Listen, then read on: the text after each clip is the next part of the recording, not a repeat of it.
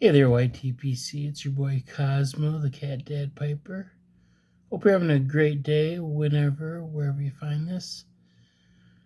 Thought I'd do a little share a pipe session, give you a little updates as far as what I've been up to and where I'm going forward.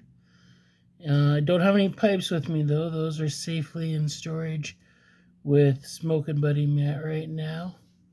Did manage to get a cap in my car though. And we'll get into all the details. But if you have a pipe, grab it, light it up, enjoy it for me. Let me know down below what you're smoking in. Otherwise, I'll just be sipping on some Coke Zero Sugar here. So if you haven't already, check out my last video. Kind of tells you the, sorry, I seen the cat hair on there, which is fine, but kind of tells you the situation I've been in the past 2.5 weeks. 2 weeks, 3 weeks, I don't know, I lose track of time. But probably 3 weeks tomorrow, I think, on Tuesday. So I am technically, for all intents and purposes, homeless. I did mention in the last video, I'll post a link down below. I do have a GoFundMe going, which I think has been rather successful. I know I've seen a few guys and maybe some anonymous donations that probably are from the YTPC. I do appreciate that. Every little bit helps, and we'll go into that a little bit later. I know offhand, I remember Armchair Piper Ed donated. Ed, thank you. Continue to be a great friend in the YTPC. I know Onion Johnny 2AM Pipe in the patio. His younger daughter Sadie, she gave a little bit. That was a big surprise. I told him to tell her thank you. And I want to give a special shout out to Beans 315. 315? You know who I'm talking about. Great member of the YTPC. Probably gave one of the biggest donations and was not expecting that. I know he's a generous guy. I know the YTPC is very generous. But he's not one of them that I've been incredibly close with over the years in the YTPC. There's a handful of guys that I would consider that, and he doesn't quite fall into that. So huge thank you. Every little bit helps. So 3 weeks ago, tomorrow being Tuesday the 26th, 27th, something like that of August, I was evicted from my house. Like I said, that other video will go into details. There's an issue with being on disability, not being able to afford property taxes, and anxiety and depression causing me to ignore those things, thinking ignorance is bliss and everything will be just fine, which it wasn't. So when I left the house, they gave me 30, 40 minutes. Grab what you need to get out of there. So I got all my clothes, all my shaving equipment, all my toiletries, my wallet, that kind of stuff. Jacket. Yarn supplies for crocheting. That was already in the car. Was going to originally try to take my cats because I love my boys. Marty, the oldest, black and white cat. And 2 tabbies, twins, Jake and Elwood. But as I was trying to gather stuff, I was like, I don't know what I'm going to do with 3 cats running loose in the backseat of my car when I have no idea where I'm going or what I'm doing. So Sheriff's Department said, well, we'll call Animal Control. They'll come pick them up. I thought it would be 15 minutes, half hour, hour max. Said goodbye to Marty, who we already had in the one pet carrier I had. Sitting out on the back deck, he was ready to go with me. Said goodbye to him. Jake and Elwood went into hiding, thankfully so, because they had both doors open. And Jake liked to be an escape artist. So I thought they'd come pick him up, take him up to Humane Society. That'd be into the story. I knew they'd be safe and hopefully see them later. As of right now, they did get Marty right away. He is, as far as I know, still at Humane Society. Jake and Elwood, we heard a couple people like the guys cleaning out, because I had friends and neighbors that would stop by and say, well, we didn't see any cats or whatever, so we thought they might have gotten out or didn't know what was going on. And that next evening, I don't know if one of my uncles contacted the sheriff's department.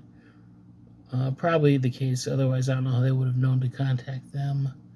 But they said, hey, they're moving stuff out of your garage, because they said essentially, over the next day we'll be moving stuff out to the dumpster that we have out front in the garage.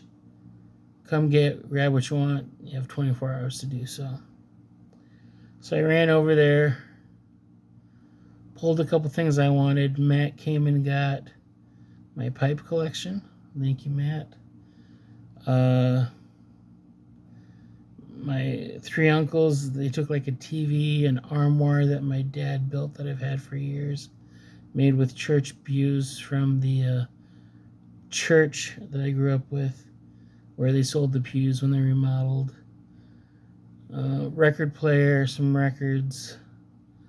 Unfortunately, a lot of the stuff that I ever saw in the garage was primarily like my huge board game collection, which is going to be greatly reduced, although a friend of mine has all of them in his garage, and he doesn't have all of them. He has everything except for the ones that were on the shelf. And so there's some of those that I will be missing that I played regularly, but whatever. And there were some pictures and some other things taken between 3 different households, 4 different households for storage. At the end of the day, this will be a good thing, because it means I will be living much more of a minimalistic life, much more of a possessionless life.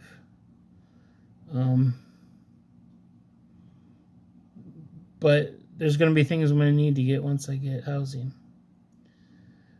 So right now, okay, going back to that first week. The first week, right before I left the house, the company that manages my medical equipment as far as CPAP machine came, said, did you know your CPAP's been recalled? We need to take it.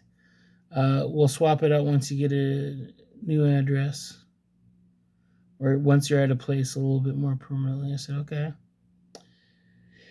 And that first night, still didn't have any plans. Still really hadn't told a whole lot of people. Left voicemails with the local aunts and uncles, let them know kind of what's going on.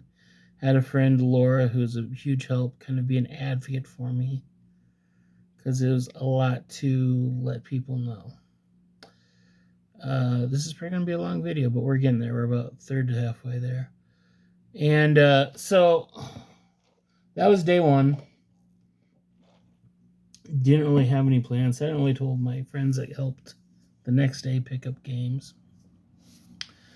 Ended up taking my car out to a nearby travel center / truck stop. Spent the night in the parking lot, which luckily it was decent weather that night, so I could sleep with the windows down a little bit. It was quiet there. It was safe there. But trying to sleep like that was not good. Did not sleep an ounce. And my left leg and foot was really sore, kind of swollen. I've had lymphedema in that leg probably 3 or 4 times now, really bad. And so that was a concern. So Wednesday night, friends are helping me pack up games. A couple of my friends are stubborn and insisted that I not sleep in my car another night. Wasn't safe. So about 4 or 5 friends, or couples of friends, pulled together, put me in a Econo Lodge from Wednesday night until Saturday night. That Thursday, my one friend, Angie, Mrs. Eagle Talon Piper, if you remember Eagle Talon Piper, she works for Operation Threshold, so she was familiar with some of the stuff. Helped me fill out forms as far as some housing options, food stamp assistance. Have an interview tomorrow on that. Hopefully get approved for a little bit. Did food stamps probably about 4 or 5 years ago, and got frustrated with that because as a single male with no dependents, I was qualified for $19 a month, which is better than nothing. But when you're asking for grocery assistance and they barely give you a bag of groceries worth a month, it feels like a bit of an insult. Anyways, so I was in the Econo Lodge, which is fine. Still not sleeping. On average, I probably got 1.5 to 2 hours sleep on a really good night, which only happened 2 or 3 times over the next couple of weeks. It was 3 hours of sleep in a night because I still thought of CPAP. Didn't know where I was going to be for any type of long-term period. And then we made arrangements, I think that Saturday, my last day at the Econo Lodge, for an extended stay place in town or the next city over. They're kind of conjoined. Did the math. My uncle had given me a little bit of money to help out with that, and found out that it'd be made much more sense instead of doing like a week by week, or let's say 2 weeks, to just pay for a month. So I am at that extended stay hotel right now. Coming from my room right now, you can kind of see the headboard area behind me of the one of 2 beds I slept on. They did have single bedrooms, but none of those were available for the foreseeable future. They do offer like apartments as well that you sign a 6 months lease for, but that may be a little bit expensive for what I'm looking for. Big part of that's going to be figuring out what my normal balance is, and there's a lot of moving parts with that, and I need to work on that. But I've been here, enjoyed it. I'm fairly close to the front door by the parking lot, so parking and walking isn't too bad. I like that the building doors, the exterior doors, do require a key card, so they are very secure and private, and it's nice and quiet here. And it's nice having been at a place for a couple weeks and not worried about where you're going to be sleeping the next night. And if I need to, I can renew it for another month, which that very well will be the case, because I'm going to figure out tomorrow as far as what are some feasible options, what is my future budget going to be, and how long will it take to find the right place and be able to get in there. But that's something I'm going to be able to do, stay here until I have that in place. But my goal is to have everything in place and have some sense of normalcy by my birthday, which is November 5th. Hopefully we're looking more at like October 5th. But that's the plans going forward. This whole time, I'd been without the CPAP. They said, oh, you need to get into your doctor. We need a note from your doctor just for insurance purposes, for Medicare purposes, saying that, yes, you still need the CPAP. I said, well, I haven't slept more than 3 hours a night. I'm a walking zombie every day. It's hard to function, yet alone plan out housing, etc. In my current state. So I went to the doctor, got an appointment, and sent the note over, but then they're like, well, you need to do this certain breathing test. So I went, well, actually, when I went to the doctor, they said, yeah, you needed this breathing test. You can breathe in this tube 3 times. We did it like twice, 2 sessions, right there in office. Sent the info off. Thought, oh, great, I'm going to be able to get set up on my CPAP. Didn't get anything from them that till late in the night. Next morning, I called the supply company. They said, well, the notes we got from the doctor were great. Okay, that's good. But I don't know, there's like 2 or 3 numbers that they look at. The one number from the breathing test for Medicare to cover CPAP, they need that to read under 50%. And I was like at 70% or 74%. They said, did you do that standing up? I said, yep. They're standing up, take a deep breath, breathe in. Did that 3 times, yada, yada, yada. And they said, well, you need to try doing that maybe laying down, since it's we're going to be looking at as far as your sleeping methods. You don't sleep standing up. So I had to go back after talking to customer service and then my doctor's nurse.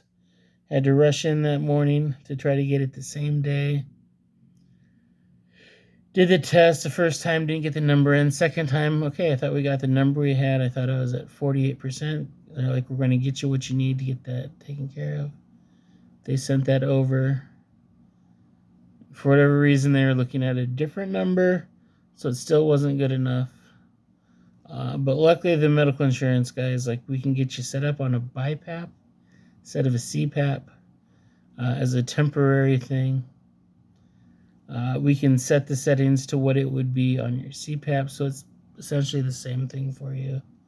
I can get that you tonight. You just need to promise to get in and get a new sleep study done, which, yay. If you've ever done a sleep study, they're a pain in the butt. They hook you up with a bunch of tubes and like monitors and say, oh, just put you in the strange room and say, oh, just try to sleep as normal. Yeah, right.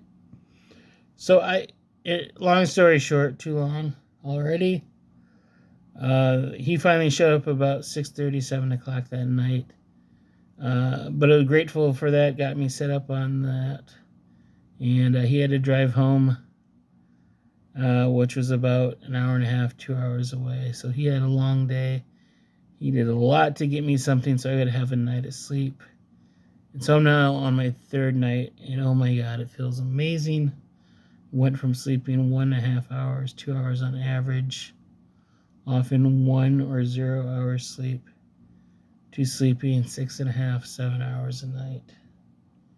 And it just feels great to be Cosmo again, to not be a zombie. The last thing I'm going to go into before I go into future plans, the whole cat ordeal. As I said, Marty is at Humane Society. I haven't checked, but I suspect if not now, soon, he will become available for adoption, because it was essentially a surrender, although I didn't really understand that when I gave them permission for animal control to come get it. I thought, okay, we're just going to hold on to her a little bit and then we can figure it out. But it's essentially a surrender. So, first couple weeks, we thought the cats were missing and in the wild. My neighbor, well, actually, no, I think it was that first Saturday, I had to pick up some mail that was not delivered because I changed addresses and it was undeliverable. Pick up some prescriptions. So I had to go to the post office, I guess that Friday afternoon, pick that up. Thought I'd drive around the back alley, drive in front of the house. They had all the windows open. The house had the garage door open. Sat there with the windows down, yelling, Jake, Elwood, Jake, here, kitty, it's Daddy. And I swear in the distance I hear this meow, meow, hear this meowing. So I call my friends Ken and Angie, who live about 3 or 4 minutes away. They came over because I can't be on the property. I said, I swear I'm hearing meowing. Maybe it's wishful thinking, but I swear I hear meowing. Can you come look? So I look around the garage, nothing. They peek in the windows, which the screen windows are open, and they see Jake in one of the rooms meowing. I thought, okay, Jake. Great. Now we just got to figure out how to get to him. I thought if Jake's there, that means Elwood's there, because Jake is the escape artist, and they tended to stay together. So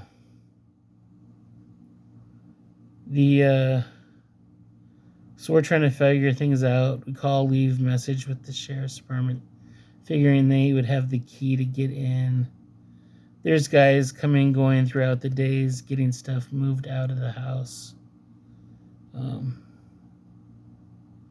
Fortunately, a lot of stuff that I would want, like my coffee supplies, which I had some nice coffee supplies. That stuff I never saw. I don't know what happened to that. But jumping ahead. So we're trying to coordinate when there's somebody at the house cleaning stuff out, and when my friends and neighbor can come and try to get the cat. I have a friend who has 4 cats and is willing to take in the cats for a little while if we can grab them. Finally, I messaged a friend of mine who's an attorney. She called the holding company that has possession of the house. They found out who the realtor is in town that is handling the house as far as entry. Called them. Then it became really easy. He said, yeah, let me know a good time. Gave them my friend Kren's contact. Within 15 minutes, they found Jake, had him, brought him back to Kren's. Couldn't find Elwood. Cut to about 2 days later. Guys are there taking stuff out of the house again. My neighbor up the street, Joe, he's walking by this small chat because it's what he does. And the guys are like, oh yeah, we saw a cat running down to the basement. So he let me know. Tried to get my friend over there. Smoking Buddy Matt, he got there. The guys hauling stuff were already gone. Thing was locked up again. And so I guess it was at this point. Okay, the first time when they got Jake, there were guys taking stuff out. Second time is when my attorney friend got involved. Realtor got involved, and then we got Elwood. Found him hiding underneath the sink in the cabinets. So he came over there. But then, after that first night, Elwood wasn't behaving very well. He started hissing at his brother, started hissing at the other cats. She was worried maybe urinary tract infection or something, because it didn't seem like he was going to the bathroom that much. So she took him to his vet, paid $85, did a test, find out, nope, not urinary tract. Which makes sense because I gave him urinary tract food, just as a precaution because I had a cat that almost died from that years ago. But then he continued to start hissing, and Jake started hissing. It just wasn't working out to the point where it was sending her other cats that she owns in a tizzy. She was like, I can't do it anymore. So then I was trying to rehome Jake and Elwood or find a foster home for them. And every humane society, every animal shelter that I could find on Facebook, on Google, within a 2-hour radius, are full, waiting list, not happening. Tried contacting the Waverly Pet Rescue, which is about half-hour away. Unfortunately, their only means of communication, they don't have a phone number, is email. So you could email them in the morning, and if you're lucky, you'll hear from them later that night. Makes for a slow process. So we're talking about trying to find a foster home from them, through them, and trying to get their medical history all up to date, get them into a vet, etc., etc.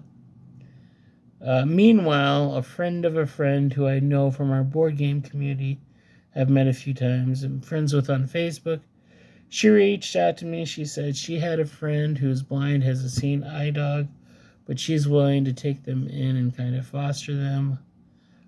Maybe at least until I'm able to get them, or Waverly Pet Rescues find a shelter for, or a foster home for them.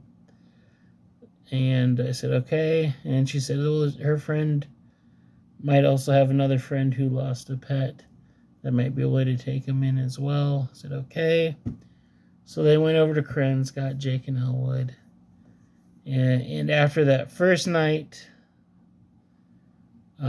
she fell in love with him, this girl that's watching him. And so then it was kind of going back and forth as far as what's happening between them and the Waverly Pet Rescue.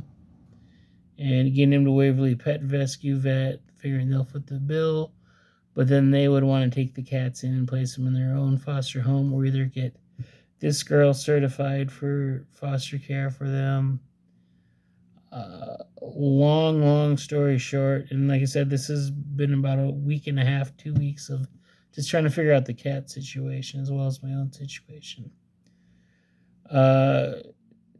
She had some minor hissing issues. Her sister came over, kind of turned into a cat whisperer, and fell in love with him again. So as of right now, Jake and Elwood are nearby, within a half hour away, staying with this blind woman and her seeing eye dog, and living happily there, hopefully. And at least we'll have a foster home until either I can take them back as my cats, or they need to go somewhere else. And honestly, they will probably stay with her forever if I'm not able to take them and Sam back. But my main concern was that Jake and Elwood, being twin brothers and having always been together, that they stay together. And that's what's important for me, that they're all well and happy. But it's been really hard. It's been a big part of the reason why I couldn't sleep. Didn't know where they were, didn't know what their future were.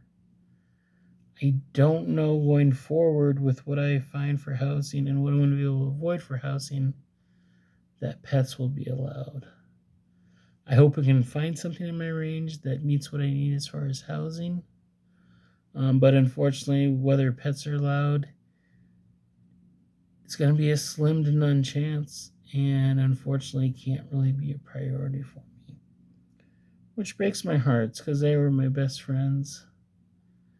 They were my babies. They were my family. My parents are both gone. They helped me cope. They helped me get through the passing of my father in 2019. They helped me survive the pandemic. They always made a bad day better. I would talk to them every morning, get cuddles with them every morning. Nights are really hard because they would cuddle on the bed or lay on the bed with me when I was watching shows or YouTube, my iPad. They would bug me when they needed fed. They were my everything. I didn't know that I could go on surviving without them, which may sound stupid, but they are my children. They're my everything, and I miss them dearly. It gets lonely at night when you're expecting a cat to be standing on your back or rubbing up against your foot or rubbing against your arm because it's time to get fed. You know, I used to always, before I go to bed and put on my CPAP, I'd say, "Good night, Jake. Good night, Elwood. Good night, Marty. Daddy loves you." And I still want to do that, but I know there's not going to be anyone here in the room to hear me. That was the hardest thing, not losing the house. Because honestly, I think the house I got over my head, it was something that I got 10 years ago, and yeah, it sucks that I lost it and it was paid off. But that was something that was a dream of my dad and I. And once he was gone, it got to be too much for me. It got over my head. I'll admit it, but I miss my boys more, I think. And it breaks my heart that I feel like I failed as a father to protect them, to keep them safe, to keep them with me. I found some solace in just knowing that they are at least safe now and in a good home or in a good place where they're being taken care of. But I miss my babies. I miss being the cat dad. I'm still their dad. I'm still the cat dad, Piper. But it breaks my heart. And anyways, as far as going forward, future in this channel, I'll still be smoking pipe, although I don't know where or when. I'll be making videos and smoking. Probably have to go over smoking, but I may have to smoke a little bit. But might have to find locations that I can smoke, because there's a good chance that my housing situation will not allow for that. I won't have my patio to sit out on, smoke on anymore. That's probably one of the biggest things I miss on my house. That and having laundry 5 feet away from my bedroom. So I don't know what the future is as far as me having cats. I don't know what the future is as far as me having pipes at the house or where I'm going to smoke. So right now, tomorrow, I have a meeting figuring out food stamp eligibility, seeing how much I want to get for that. Have to figure out my budget, have a couple locations I'm looking at for housing, inquire more about that, figure out if it's going to be in my budget and what it's going to take to check them out, get on a waiting list, and get into a place. And just more or less trying to find, hopefully sooner than later, a apartment or living situation that's going to be more permanent for me. A place that I'll be able to call home. A place that I'll be able to afford and take care of. And hopefully a place where I'll be able to welcome Marty, Jake, and Elwood back. Or if not, at some point, some new cat children. But that's kind of where I'm at.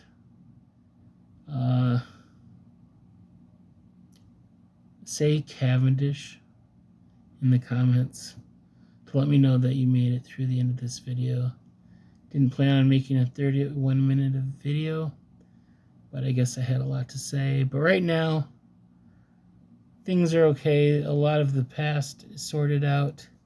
Now it's just figuring out the future. It's a little bit easier to be doing that when I'm a cat dad Piper again and not a walking zombie and getting 7 hours sleep. Just a reminder, like I said, I still got the GoFundMe going on. Really getting close to hitting that goal, although the goal is just something that's required, but whatever I get is appreciated. That money is going to go to, obviously, once I do find a permanent place, being able to get things that I might need to get, like basic coffee brewing equipment, dishes, sheets, probably a bed if I need to get a bed. The bed I had was junk, so I need a new one anyways. All the little things that make a house and functional that you don't think about until you need it. That money will be going to that once I have a permanent or as permanent as possible residence established. But stay tuned, I'll give you updates. Maybe I'll find a way to do a share pipe with an actual pipe instead of just some Coke Zero. But appreciate you being a friend with me in the YTPC. And as always, thanks for watching. God bless. And we'll see you soon.